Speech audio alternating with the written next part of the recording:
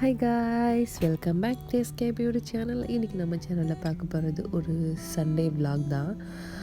இந்த வீடியோ ரொம்ப நாளைக்கு அப்புறம் எடுத்துகிட்டேன். எனக்கு எடிட் பண்ணி போடுறதுக்கு டைம் இல்லை. ஸோ என்னென்னு பார்த்தீங்கன்னா, ஒர்க்குக்கு போக ஸ்டார்ட் பண்ண நாள்லேருந்து சேனலை மறக்காமல் லைக் பண்ணுங்கள், ஷேர் பண்ணுங்கள், மறந்துடாமல் சப்ஸ்கிரைப் பண்ணுங்கள். வீடியோ ஸ்கிப் பண்ணாமல் ஃபுல்லாக பார்த்துருங்க.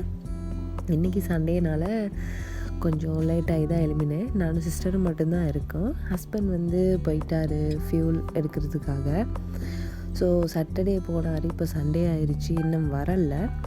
மேபி ஈவினிங் வந்துடுவார் அப்படின்னு தான் நினச்சிட்டு எல்லாம் செஞ்சுக்கிட்டு இருந்தேன். இன்றைக்கி டே கொஞ்சம் லேட்டாகவே எழுப்பினால லேட்டாகியே தான் போணுச்சு. அண்டு ஹஸ்பண்ட் எத்தனை மணிக்கு வருவாரோ தெரியலை. நானும் தங்கச்சியும் இருக்கிறனால எல்லாமே சிம்பிளாக செஞ்சிடும் அப்படின்னு சொல்லி தான் பிளான் பண்ணியிருந்தேன். ஸோ மார்னிங் பார்த்திங்கன்னா எப்பயுமே நாங்கள் டீ குடிக்க மாட்டோம். ஒர்க்குக்கு போகிறதால பிரேக்ஃபாஸ்ட் எடுத்துகிட்டே போயிடுவோம். இன்கேஸ் சண்டே அந்த மாதிரி ஏதாச்சும் வந்தால் மட்டும்தான் நாங்கள் மார்னிங் எழும்பி டீயோ பிஸ்கட் ஸ்நாக்ஸ் அது ஏதாச்சும் எடுக்கிறது. அப்படி இல்லாட்டி மார்னிங் பிரேக்ஃபாஸ்ட்டே எடுத்துகிட்டு போயிடுவோம். ஸோ இன்றைக்கி பார்த்திங்கன்னா மார்னிங்கே டீ ரெடி பண்ணிட்டேன். அதையும் ரெடி பண்ணிவிட்டு பார்த்திங்கன்னா அது கூட சாப்பிட்றதுக்கு எனக்கு பிஸ்கட்டும் ரெடி பண்ணிக்கிட்டேன். எப்போயாச்சும் ஒரு நாளைக்கு தானே அப்படின்னு கொஞ்சம் பிஸ்கட்டும் சேர்த்து சாப்பிட்றது. அதுக்கப்புறம் பார்த்திங்கன்னா எங்கள் வீட்டுக்கு ஒரு கெஸ்ட் வந்திருக்காரு. அதாவது பார்த்திங்கன்னா எங்கள் அக்கா வளர்க்குற அணில். அக்கா வெளியில் போயிட்டாங்க, அதனால் எனக்கு கொடுத்துட்டு போயிருந்தாங்க அவரை. ஸோ காலையிலே அவரோட கொஞ்சம் டைம் ஸ்பெண்ட் பண்ணிவிட்டு நான் டீ குடிக்கிறதுக்கு முன்னாடியே அவருக்கு கொஞ்சம் ஃபீட் பண்ணலான்னு பார்த்தேன். க்யூட்டாக இருக்கார் பார்த்திங்கன்னா. அவரை கொண்டு வரும்போது கண்ணு கூட திறந்தில்லை.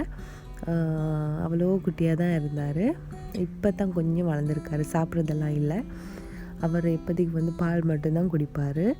ஸோ சரியான ஆக்டிவ். இந்த நேரம் ஓடி ஓடி விளாண்டுக்கிட்டு தான் இருப்பார். ஸோ இன்றைக்கி ஃபஸ்ட்டுக்கு அவருக்கு பாலை ஃபீட் பண்ணிவிட்டு அதுக்கப்புறம் நான் டீ குடிக்கலான்னு ரெடி ஆகிருக்கேன்.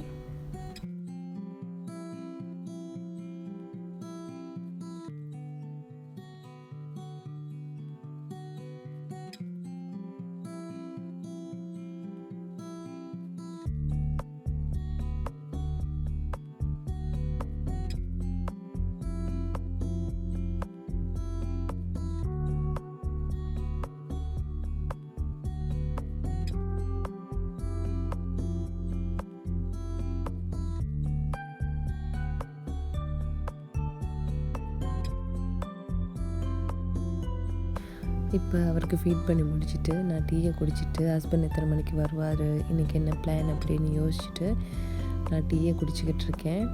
இன்றைக்கி நாள் சண்டே சீக்கிரமாக முடிஞ்சிடும். ஸோ நாளைக்கு ஒர்க்குக்கு போகணும் அப்படின்னு அதெல்லாம் பற்றி யோசிச்சுட்டு டீயை குடிச்சிக்கிட்டு இருக்கிறேன். எல்லாமே ஸோ டல்லாக தான் போய்கிட்டு இருக்குது. ஸோ இந்த சண்டேன்னு பார்த்தீங்கன்னா மார்னிங்கே இப்படி தான் இருந்துச்சு.